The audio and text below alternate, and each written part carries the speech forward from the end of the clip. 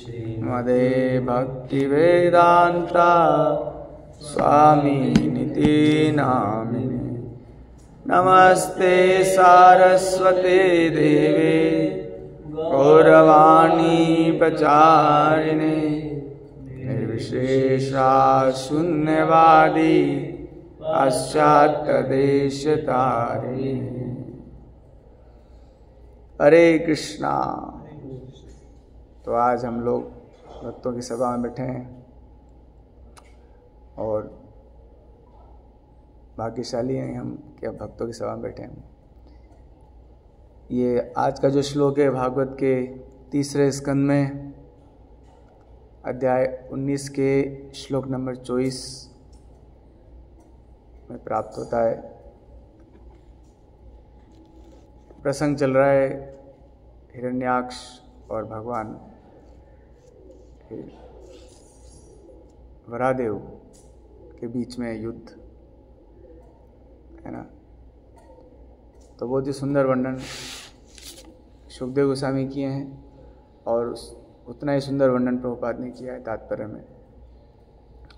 तो इसको समझेंगे क्योंकि यही जीवन का उद्देश्य है, भगवान को समझना। ज्ञात्वा माम शांतिम पृच्छति। मेरे को समझ लिया, पानी है इसमें, शुद्ध पानी, तो जो है सब कुछ प्राप्त, सब अशांति दूर हो जाएगी जीवन की। तो इसमें कह रहे विनष्टासु समायासु, है ना। स्वमाया मतलब उसकी भी एक कोई माया थी, है ना। तो उसने देखा कि नष्ट हो गई उसकी माया, है ना। ये कुछ ऐसे है जैसे कि सूरज को दीपक दिखाना, है ना। दीपक में भी रोशनी होता है और सूरज में भी रोशनी होता है, बट सूरज की रोशनी के सामने दीपक की रोशनी क्या मतलब है? क्या उसकी वैल्यू है? क्या उसकी औकात है? भगवान के शक्ति के सामने और भगवान खेल रहे थे एक तरह से, है ना। भगवान का खेल है, आनंद मिलता है भगवान को इसमें, है ना। तभी तो ये जो 2 असुर थे, मतलब 2 भक्त थे, मतलब बाद में असुर बने, जय और विजय। नाम भी अच्छे हैं, जय और विजय, है ना। और इन्होंने इस धरती पे आके भी अपने जय विजय किया बहुत ज़्यादा, है ना। कोई इनको विजय नहीं कर पाया भगवान के अलावा। सारे देवता लोग सारे सब परेशान, देवताओं को बंदी बना लेते थे, कैसे है बताओ, है ना। स्पेशल जय और विजय है ना। कोई इनको जय नहीं कर सकता है, फिर भगवान को आना पड़ता है। कई बार ऐसा लगता है, सुनने में देखने में प्रतीत होता है कि भगवान बताते हैं कि भाई देखो आई एम द बॉस, है ना। I am the boss, I will be the boss, I was the boss। क्योंकि आपने पार्षद भेजते हैं भगवान, देखो मैं अपने पार्षद भेजता हूँ, तुम उनका कुछ नहीं कर पाओगे। अब उनका क्या तपस्या थी, कोई कर सकता है इस तपस्या? वैकुंठ से आए जी वही कर सकते, इतना भारी तपस्या, है ना। और वो असुर लोग असुर बनते हैं और उनको कोई नहीं जीत पाता है। तब भगवान आते हैं, देखा तुम नहीं जीत पाए जिसको, और मैंने उसको जीत लिया। समझ में आता है ना मैं कौन हूँ, है ना। तो सब लोग प्रणाम करो। भगवान गीता में बोलते हैं मन मना भव मद भक्तो मध्याजी माम नमस्कुरु। तो कुछ लोग पूछेंगे नमस्कार करें क्यों, कोई कारण तो बताओ नमस्कार करने का। तो भगवान आते हैं, मैं बताता हूँ, मैं बताता हूँ क्यों प्रणाम करना है तुमको। ऐसा आतंक पृथ्वी को छुपा लिया क्या, मतलब ये जो आतंक किए ना, किसी कोई आतंक किया नहीं है आज तक। मतलब कुछ लोग तो धरती पर आतंक मचाते हैं, वो धरती को ही गायब कर देते हैं। आतंक का महाआतंक है ना। और भगवान आते हैं और उसको बहुत आसानी से उसका वध कर देते हैं। तो पता लगता है ना, देखा ना, अहम सर्वस्व प्रभव, है ना, देखा। सब प्रणाम करो। तो भगवान का ही कार्य है, भगवान सिद्धि भी करते हैं बीच बीच में आके, क्योंकि ऐसा हो जाता है। वो जैसे कुछ देवता लोग को स्वाभाविक बात है, हमको इसमें कोई बुरा नहीं मानना चाहिए। अगर मान लो इंद्र को अहंकार हो गया तो ये कोई बुरी बात नहीं। अगर हम तो छोटी चीज़ में अहंकार कर जाते हैं, और इंद्र भैया बहुत ऊंची चीज़ है, बहुत बड़ी चीज़ है। इंद्र सभी देवताओं के राजा, कोई साधारण बात थोड़ी है ना। तो भगवान आते हैं इस जगत में और सिद्ध करते हैं कि yes I am the great, है ना, मैं हूं सबका मालिक, है ना। तो ये असुर जो था, इसको पता नहीं था, उसने अपनी माया लगाई। कई बार लगाते हैं, आप देख सकते हैं, बहुत सारे वर्णन हुए माया लगाते हैं। ध्रुव महाराज ने भी कोई युद्ध किया था तो बहुत सारी माया डाली गई उनके ऊपर, लेकिन भगवान की कृपा से वे नष्ट हो गई, है ना। तो यहाँ पर ये भी पता लगता है कि तो उसने अपनी माया लगाई और भगवान को सामने आया और उन्हें रोंदने की इच्छा से भुजाओं में भरकर जकड़ना चाहा। तो उसे याद आया कि ये तो मेरे प्रभु हैं, जकड़ लेता हूँ। मजाक कर रहा हूँ, है ना। जकड़ना चाहा, भगवान को गले लगाना चाहा, लगाना ही चाहिए भगवान को गले। अरे प्रभु आप हो क्या, क्योंकि शायद वैकुंठ में मौका नहीं मिलता हो ऐसा। वैकुंठ में तो दास्य भाव है ना, गला तो गले लगाना चाह रहा था भगवान को। तो भगवान बोले नहीं, अभी देखो, अभी अपने को प्ले करना है, अभी नहीं। अपनी भुजाओं में भरकर उसने जकड़ना चाहा, किंतु उसके आश्चर्य का ठिकाना न रहा जब उसने भगवान को अपने पाश बाहु से बाहर खड़े देखा। अरे ये क्या, प्रभु तो बाहर खड़े। तात्पर्य प्रभुपाद लिखते हैं, इस श्लोक में श्री भगवान को केशव कहा गया है, क्योंकि अब वो आप शब्द देखो, केशव के अलावा कुछ और भी कह सकते थे सुखदेव गोसाई महाराज, है ना। वो ऐसे भी कह सकते श्री भगवान, ऐसे भी कह सकते थे, या माधव कह सकते थे, या फिर गोविंद कह सकते थे, है ना। लेकिन सुखदेव गोस्वामी ने केशव ही क्यों कहा, इसको प्रभुपाद जी कह रहे हैं, है ना। वो केशव क्यों कह रहे हैं, है ना, क्योंकि उन्होंने सृष्टि के प्रारंभ में एक केशी नामक असुर का वध किया था। और अभी इस बात को कहकर परीक्षित महाराज को सुखदेव गोस्वामी ये महाराज समझाना चाह रहे हैं कि इसका भी वध जल्दी होने वाला है, जैसे केशी का हुआ था, इसलिए वो केशव कह रहे हैं। और श्री कृष्ण समस्त अवतारों के मूल हैं, ये सच बात है। मेरे को तो बहुत फेवरेट लगती है लाइन। भगवान कृष्ण जितने भी आप देख सकते हो भगवान के अवतार हुए, वो सारे अवतार आप भगवान कृष्ण के अवतार में देख सकते हो, है ना। नरसिंह भगवान की तरह भगवान ने उग्र रूप में भी लिया है, पता है ना। वो जब कृष्ण बलराम को ललकारा, किसने, जरासंध ने, युद्ध लेके सेना लेके आ गया। 21 अक्षोण, 23 था, मुझे 21 था, 21 कुछ 21-23 के बीच में मान लेते हैं। इतनी सेना ले गया, 20 से ऊपर सेना ले आया। महाभारत में जीते थे, उन सबको मारने में 18 दिन लगे।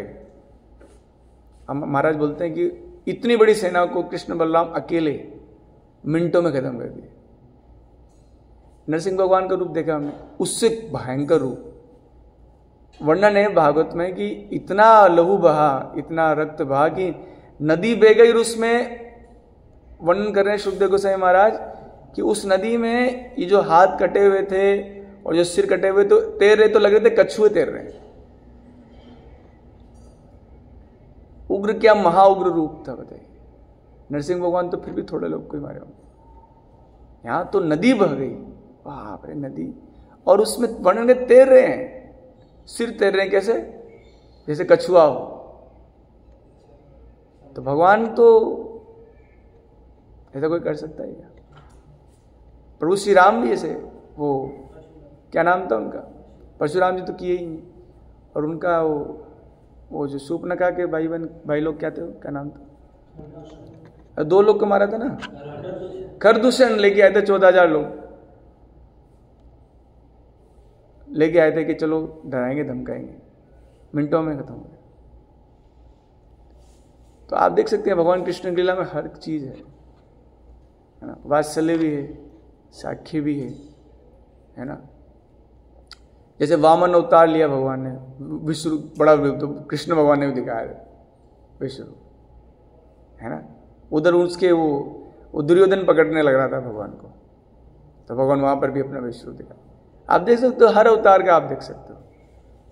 और कई अवतारों में जो नहीं हुआ वो भी है। जैसे मान लीजिए कि वामन भगवान ने छल किया, तो कृष्णा ने तो जगह उनका नाम ही छलिया पड़ गया, इतना छल किया है, हर जगह छल किया है। आप देख सकते हैं कि भगवान कृष्ण की लीला में सारे अवतार मिलेंगे आपको, कंप्लीट है। और कुछ चीजें तो जो दूसरे में नहीं वो भी हैं, जैसे कि परकीय रस। शूर्पणखा आई थी परकीय रस के लिए एक बार, भगवान राम बोले नहीं अभी नहीं, ये कॉपीराइट एक्ट है, तो भगवान कृष्ण ही ले सकते हैं, हम इस अवतार में नहीं करेंगे, है ना। तो परकीय रस भगवान कृष्ण की है ना। अलग कई चीजें अलग है भगवान कृष्ण ने, आप देख सकते हो कि बाकी चीजों में नहीं किए, कृष्ण किए हैं, है ना। स्पेशल है अवतार। तो अभी हमारा टाइम चला जाएगा, वैसे तो हम इसको और भी चाह रहे थे इसको कहना। तो आगे देखते हैं, ब्रह्म संहिता में इसकी पुष्टि हुई है कि पूर्ण पुरुषोत्तम भगवान श्री गोविंद। अब देखो कहीं तो ऐसे किया कि भगवान की परीक्षा ली गई है, ऐसा। बाकी अवतारों में आप देखो पता है ब्रह्मा जी को कि भाई राम जी भगवान है, या वराह देव भगवान है, या वामन देव भगवान है, या नरसिंह देव भगवान है। बाकी इधर इनको भी भ्रमित कर दिया है कृष्ण अवतार में। तो ब्रह्मा जी पगला गए हैं, समझ में नहीं आ रहा है, इंद्र को समझ में नहीं आ रहा है। बाकी अवतारों में ऐसा कंफ्यूजन नहीं था, ऐसा इल्यूजन नहीं था। भगवान का कृष्ण का अवतार देवताओं को भी भ्रमित करता है, अलग है ना, अलग कैपेसिटी है, अलग डायमेंशन है ये। तो ब्रह्म संहिता में पुष्टि हुई है कि भगवान श्री गोविंद समस्त कारणों के कारण है। जैसे नंदू प्रणाम करो भगवान को, आप पुष्टि हुई है, और वे एक साथ ही विभिन्न अवतारों और अंशों विद्यमान रहने वाले हैं, रहते ही हैं भगवान। असुर हमेशा पूर्ण पुरुषोत्तम भगवान को यह सोचकर आंकने का प्रयत्न करता है, जैसे कुएं का मेंढक सोचेगा कि कुएं में पानी कितना है। प्रभुपाद जी सुनाते हैं कथा, डॉक्टर फ्रॉग है ना, PhD किया हुआ है वो, और अंदर बैठा है वो, दूसरा बाहर से आता है, अरे यार तेरा एक्सपेरिमेंट बेकार है, क्या कुएं में एक्सपेरिमेंट कर रहा है तू, बाहर चल, मैं बहुत सारा पानी देख के आऊँ। क्या बात कर रहा है, कितना पानी होगा, ज़्यादा 5-10 कुएं बराबर, 10 को नहीं ज़्यादा था यार, और कितना, समुद्र में पानी कितना है प्रभु, अथाह पानी है। तो ये तुलना करते हैं असुर प्रकृति के लोग भगवान की, भगवान क्या कर सकते हैं। वो हिरण्यकश्यप मूवी में भी आया था, वो बोला था मैं वो सूरज हूँ जो अंधकार से चमकता हूँ, ऐसे कुछ तो कह रहा था वो, है ना। तो भगवान वहाँ प्रकट हो गए ज्योति बन के, और इतना बड़ा वो उसमें जो उसमें वर्णन बताया, अब शास्त्रों से ये वर्णन उन्होंने क्या विष्णु पुराण से भी कुछ रेफरेंस लिए, तो इतना बड़ा वो असुर हो गया था कि आपने देखा होगा उसमें कि ना वो जो हमारा ये जो सुमेरु है उससे भी विशाल हो गया था। और सुमेरु तो बहुत विशाल है भाई, लाखों उसका वो योजन उसकी है हाइट, लाख योजन से ज़्यादा, 1 लाख योजन जहाँ तक मुझे याद आ रहा है, इससे भी ज़्यादा हो सकता है, उससे भी ऊंची हाइट उसकी। और जब भगवान विष्णु प्रकट हुए तो भगवान की हथेली में रखा हुआ था वो, भगवान छोड़ दो, जाओ नीचे गिरो, कि तुम ब्रह्म ज्योति में रहकर हमेशा नहीं रह सकते, तुमको नीचे पतन होना पड़ेगा। भगवान की ज्योति थी ना ब्रह्म ज्योति, तो भगवान बोलते हैं कि ब्रह्म ज्योति में जीव नहीं रह सकता हमेशा, उसको नीचे गिराया जाता है, तो भगवान ने नीचे गिराया उसको, और उसका पतन हो गया, फिर धरती लोक वापस आया और भगवान ने उसका फिर वध किया, है ना। तो भगवान से शरीर से भी प्रकाश निकलता है। तो कुछ लोग आकलन करते हैं कि भगवान जो है क्या है, किस प्रकार से भगवान विशाल है ना। और वो अपनी भौतिक शक्ति से अपनी सीमित भावों के मध्य भगवान को जकड़ लेगा, लेकिन उससे क्या पता था, भगवान तो सिर्फ प्रेम के द्वारा झगड़े जाते हैं, भगवान तो सिर्फ प्रेम के द्वारा बांधे जाते हैं, और कोई तरीका नहीं है। क्योंकि आप क्या क्या कंपटीशन करेंगे भगवान, बल में कंपटीशन करेंगे, सुंदरता में कंपटीशन करेंगे भगवान से, ऐश्वर्य में करेंगे, किस में करेंगे? हाँ, सब में वो सबसे सुप्रीम है, लेकिन भगवान प्रेम के आगे उनका बस नहीं चलता। प्रेम से तो सभी जीवों को खरीदा जा सकता है, भगवान को भी खरीदा जा सकता है। भगवान वो हमारे दुर्वासा मुनि जी, सुदर्शन जी पीछे पड़ गए उनके, और सुदर्शन जी को पता था कि उनको सिखाना है, तो मतलब इतना ही मतलब डिस्टेंस मेंटेन किया था सुदर्शन जी ने, थोड़ा भगाते थे और थोड़ा पास जाते थे, चाहे तो जला सकते थे ना, सुदर्शन जी थोड़े ना जीतेंगे, तो थोड़ा सा हीट बढ़ा के रखते थे ताकि वो भगते रहें, वो भी उनके पीछे चलते रहें। धीरे धीरे करके वैकुंठ पहुंच गए, तो वहां जाके बोलते हैं कि प्रभु बचाओ। बोले मैं तो, किसने बताया कि मैं स्वतंत्र हूं, है ना, मैं तो परतंत्र हूं, मेरे भक्त लोग जो होते हैं वो मुझे अपने कंट्रोल में रखते हैं ना, और भगवान को आनंद आता है इस चीज में। इतना अधिक भगवान प्रेम के मारे मरे हुए हैं, प्रेम के वशीभूत हैं भगवान, है ना। भक्त्या माम अभिजानाति यावान यश्चास्मि तत्वतः ततो मां तत्वतो ज्ञात्वा विशते तदनंतरम अहम भक्त पराधीन। बड़ी विचित्र बात है ना, कि भगवान भक्तों के अधीन है ना।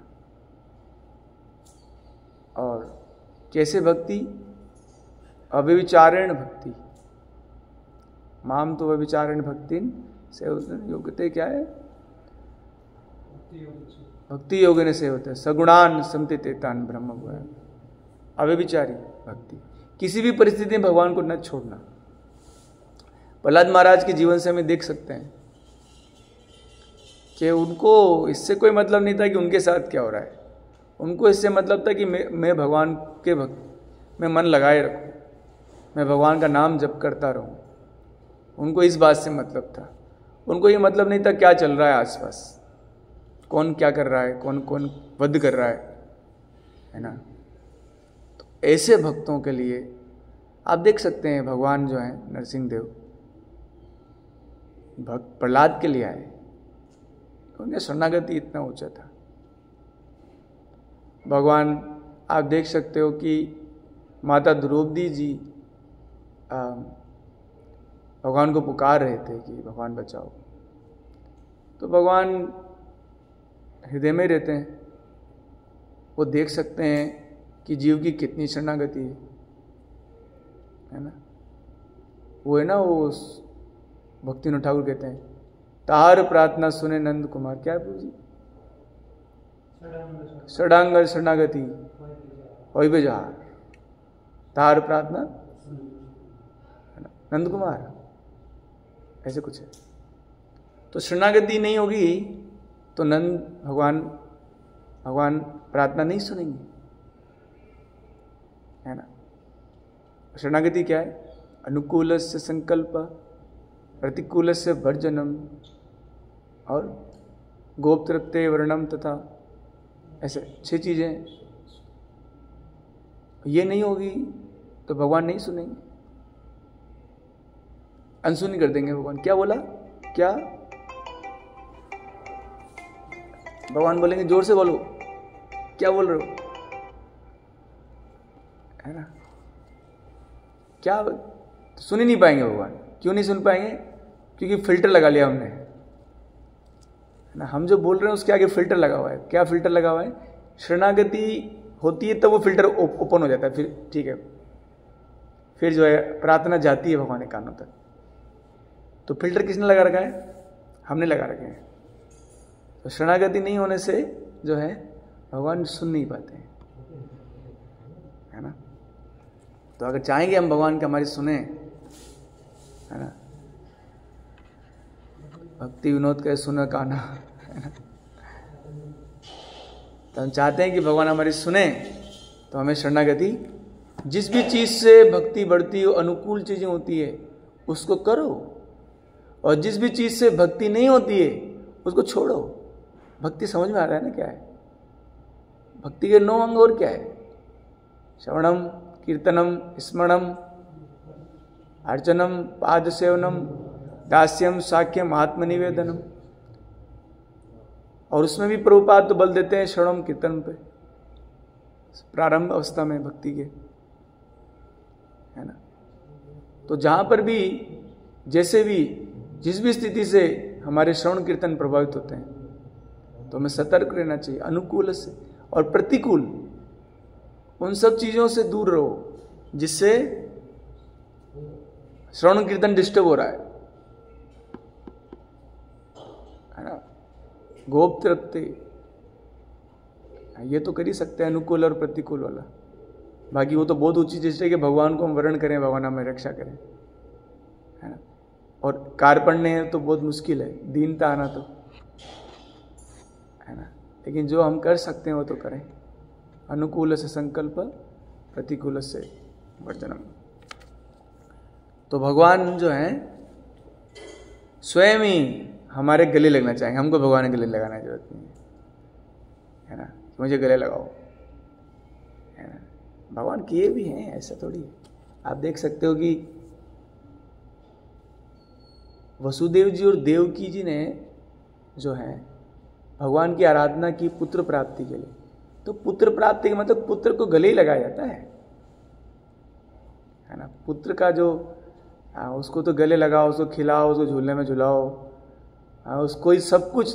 पुत्र मतलब पूरा मेंटेनेंस भगवान को अपना दे देते हैं। मेरा कोई कंट्रोल नहीं है, अब तुम जैसे चाहो रखो। छोटा बच्चा देखे कि नहीं आप, जो बिल्कुल नवजात शिशु होता है, एक दो महीने का, उसका क्या है, वो खुद ध्यान नहीं रख सकता अपना। इतना भगवान अपने आप को दे देते हैं। कब? जब ऐसा शरणागति होता है हृदय में, नहीं तो कैसे हो सकता है? ऐसे हो ही नहीं सकता, है ना। इवन पूतना को दे दिया भगवान अपने आप को, लो मुझे दूध पिलाओ, क्योंकि दूध पिलाना चाहती थी, है ना। तो ऐसा, तो ये जो असुर था, है ना, हिरण्याक्ष, वो भगवान को गले लगाना चाहता था। भगवान सॉरी, मैं समझ आता हूँ अभी आप कंडीशन फुलफिल नहीं कर रहे हो, तो गले तो नहीं लग सकता, एक मुक्का जरूर दूंगा अभी आपके।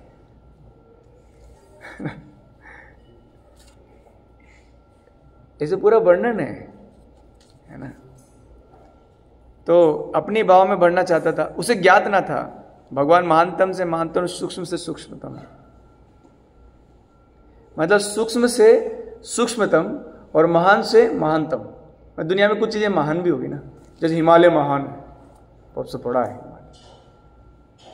तो महानतर और महानतम, अब वही वाला केस हो गया कि हिरण्याक्ष पकड़ना, वो हिरण्यकश्यप को भगवान को भरना चाहता, तो भगवान इतना विशाल हो गए कि महानतम है भगवान।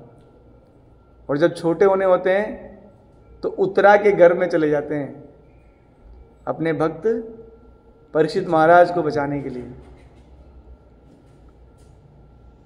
तो भगवान कर सकते हैं, है ना। तो सूक्ष्मतम से सूक्ष्मतम है भगवान, और महानतम से भी महानतम है भगवान। तो वो पकड़ना चाह रहा हो तो भगवान सूक्ष्म हो गए होंगे, पकड़ो मुझको। और भगवान के भक्त भी कर लेते हैं, हनुमान जी कर लेते हैं। क्या नाम था उसका? वो कहती मेरे मुंह में आओ। हाँ, उसका नाम क्या था? और राक्षसी का नाम क्या था जो हनुमान जी को कह रही थी मेरे मुंह में आओ? है वो उस राक्षसी का नाम क्या था जो हनुमान जी को बोली मेरे मुंह में आओ? सुरसा। सुरसा, सुर नाम के असुर होना चाहिए था, है ना? सुरसा। तो सुरसा बोली कि मेरे मुंह में आओ, तो हनुमान जी थोड़ा अपने आप बड़ा कर लिए। सुरसा बोली और बड़े हो गए सुरसा, हनुमान जी और बड़े हो गए, सुरसा भी और बड़ी हो गई, फिर वो हनुमान जी और बड़े हो गए, फिर सुरसा और बड़ी हो गई, फिर हनुमान जी बिल्कुल छोटे हो गए। ये लो माँ तुम्हारे मुंह में चला गया, बाहर आ गया, अब तो मुझे जाने दो। भगवान के भक्त भी कर लेते हैं, है ना? तो भगवान तो कर ही सकते हैं, है ना? तो वो बंदी बनाना चाह रहा था, किंतु आसुरी व्यक्ति जो है सदैव भगवान की लंबाई चौड़ाई नापने का प्रयास करता है। इंजीनियर है शायद ये लोग, लंबाई चौड़ाई नापते रहते हैं भगवान की। आर्किटेक्चर इंजीनियर है के सारे असुर भगवान की लंबाई चौड़ाई नापने लग रहे। अनंत की क्या लंबाई चौड़ाई नापोगे आप? अंत नहीं है जिनका। समझने का प्रयास करना भगवान को, लंबाई चौड़ाई नापना मतलब समझने का प्रयास करना। ये लोग करने चाहते हैं कि कितने लंबे चौड़े हैं भगवान, कंट्रोल करना चाहते हैं। दुर्योधन, हाँ वो बांधना चाह रहा था ना, दुर्योधन भी तो इस ग्वाले को पकड़ो, है ना? तो पकड़ थोड़ी पाए, है ना? भगवान ने क्या लाइट पकड़ना चाह रहे, तो भगवान ने कई सारे फीचर इंट्रोड्यूस किए वहां पर, है ना? कई सारे सिस्टम लॉन्च किए भगवान ने वहां पर। एक तो अपने लंबाई चौड़ाई वाला फीचर ले आए, एक ब्रह्म ज्योति वाला फीचर लेके आए, लाइट लाए, लेकिन उसमें हीट नहीं लाए, जल जाते बेचारे, मर जाते वहीं, सब तबाह हो जाता, मर जाते सारे। लाइट तो लाए भगवान वहां पर, हीट का फीचर नहीं लाए, तो मर जाते बेचारे, फिर युद्ध कैसे लड़ते, है ना? फिर मेरे भक्त अर्जुन का ऐश्वर्य कैसे बढ़ता, फिर भीष्म पितामह की स्तुति कैसे होती, है ना? ये सब जैसा कि भगवत गीता में कहा गया, जैसा कि भगवत गीता में कहा गया, क्या कहा गया? हाँ, भगवान अपनी अचिंतनीय शक्ति से विराट रूप धारण कर सकते हैं और साथ ही साथ अपने भक्तों के पूज्य विग्रह, आ गया, साथ ही साथ अपने भक्तों के पूज्य विग्रह के रूप में उनके डिब्बे में बंद भी हो सकते हैं। मैं देखा भक्त लड्डू गोपाल जी को डिब्बे बंद करके ले जाते हैं, और हमारे भक्त लोग वो जगन्नाथ जी को ले जाते हैं, गौर निताई को ले जाते हैं बंद करके, मानते ही नहीं है। कई भक्त लोग जब फ्लाइट में जाते हैं तो उनके लिए अलग से एक टिकट बुक करके रखते हैं, ये ताकि उनको अनकंफर्टेबल फील ना हो। हम लोग भी जब मायापुर जाते हैं तो भगवान के लिए अलग से कई बार सीट बुक कर लेते हैं हम, कोई डिस्टर्बेंस नहीं, क्योंकि उनको भी रेस्ट करना है ना। कई बार भक्त लोग सोते हैं वहीं उनको सुला देते, नहीं इनके लिए अलग सीट बुक करो, इनको ठीक से आराम से लंबाई चौड़ाई आराम से रेस्ट करना हो, कोई प्रॉब्लम नहीं हो, ऐसे, है ना? तो डिब्बे में भगवान जो है अपने भक्तों के लिए डिब्बे में बंद होना चाहते हैं भगवान। ऐसे अनेक भक्त जो भगवान की मूर्ति को छोटे से डिब्बे में रखते हैं। इवन ये जो वल्लभ संप्रदाय में तो एक उसको जाम्पी बोलते हैं, क्या कुछ कहते हैं उसको, है झापी ना, झाबी जी बोलते हैं वल्लभ में। अलग से उनका मतलब लड्डू गोपाल, उसमें काफ़ी चीज़ें होती, काफ़ी फीचर होते हैं उसके अंदर, उस जो पूरे सिस्टम होता है, डब्बे होता है, उसके अंदर चीज़ें होती है काफ़ी, मतलब लड्डू गोपाल भाई मैं अगर यहाँ रखे तो उनका ध्यान कौन रखेगा, ऐसा। गले में रख लेते हैं, डब्बे में रखते हैं, और जहाँ भी जाते हैं उसे अपने साथ ले जाते हैं, और प्रतिदिन प्रातःकाल में डब्बे में रख के भगवान की पूजा करते हैं। परम भगवान श्री केशव या कृष्ण हमारी गणना की किसी भी माप में बंधे हुए नहीं है। अतः श्री कृष्ण नामादि न भवेत ग्राम इंद्रिय सेवन मुखो जीवा आदो स्वयं स्फुरद यदः। भगवान हमारे भौतिक इंद्रियों की पकड़ में नहीं आएंगे। सेवोन्मुखो जीवा आदो, हमारी जो इंद्रियां हैं उन इंद्रियों से जब भगवान की सेवा करते हैं और उस सेवा से वो प्रसन्न हो जाएं, तब वो अपने आप को प्रकट करते हैं, क्योंकि भगवान आपसे सिर्फ एक ही चीज चाहते हैं, वो है प्रेम। तो जब तक प्रेम के स्तर पे नहीं आओगे वो अपने आप को प्रकट नहीं कर सकते, उनका अपना सिस्टम है। आप भी अपने हृदय की बातें सबको तो नहीं बताते, आपने भी अपने अपने सिस्टम रख रखे हैं। तो वो तो भगवान है, उनका तो अपना सिस्टम है कि मैं तुमसे सिर्फ एक ही चीज चाहता हूं, प्रेम का रिश्ता। तो प्रेम के स्तर पे आओ तो कब आएंगे? 9th लेवल है, आदर श्रद्धा साधु संग भजन क्रिया अनर्थ निवृत्ति निष्ठा आसक्ति रुचि भाव और प्रेम। तो उस स्टेप पर जब हम इतने एग्जाम पास कर लेंगे, 8वीं पास तो होना ही पड़ेगा कम से कम 8वीं पास के बिना भगवान नहीं मिलेंगे, है ना। 8 स्टेज तो पार करनी पड़ेगी, है ना। तो 9th लेवल है प्रेम, और उस समय भगवान अपने आप को प्रकट करना भी चाहिए। आखिर भगवान भी तो मतलब दोस्ती का लेवल है, एक भगवान से फ्रेंडशिप का लेवल है एक। अच्छा, जानते हो आप प्रभुपाद जी तात्पर्य लिखते हैं, ये जो श्लोक है ना, माम च अविचारण भक्ति योग से होता है, इसका तात्पर्य पढ़ना।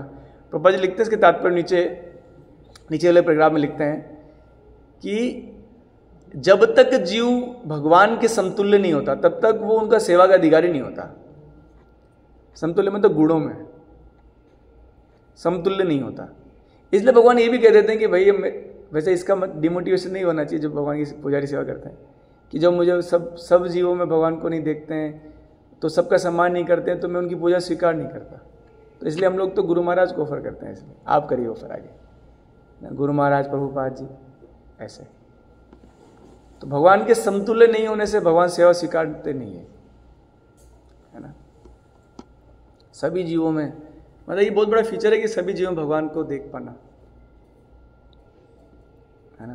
प्रहलाद महाराज तो अक्सर इस बात को कहते हैं भागवत में कि सब जगह भगवान है, सबके हृदय में भगवान है, सब जगह भगवान है, सबके हृदय में भगवान है ना। तो अगर सबके हृदय में भगवान को देखें तो किसी का अपमान कभी नहीं कर सकते, नेवर एवर, कभी नहीं कर सकते। तो भगवान जो है हमारी गणनाओं से के माप से बंधे हुए नहीं है, वे अपने भक्तों के साथ किसी भी उपयुक्त रूप से रह सकते हैं, किंतु आसुरी क्रियाकलापों द्वारा उनको पा सकना कठिन है। आसुरी क्रियाकलाप के लिए अगर आपको अध्ययन करना है तो 16 अध्याय गीता का, तो जब आप उसको पढ़ोगे तो आपको हमको लगेगा कि हाँ यार सबसे बड़ा असुर तो मैं ही हूं, है ना, पता लग जाएगा, है ना, कि अभी तो आसुरी प्रवृत्तियां जो हैं हमारे अंदर भरी हुई हैं अभी। तब हमें पता लगेगा कि भगवान आप क्यों नहीं मिल रहे हो, क्यों आप प्राप्त नहीं हो रहे हो। तो हमें सिर्फ ये करना है, हमें अपनी चेतना को शुद्ध करना है। चेतो दर्पण मार्जनम, है ना। जितना चेतो दर्पण मार्जन होगा उतना हमें भक्ति की अनुभूति होगी, भगवान की कृपा की अनुभूति होगी, नहीं तो नहीं होगी।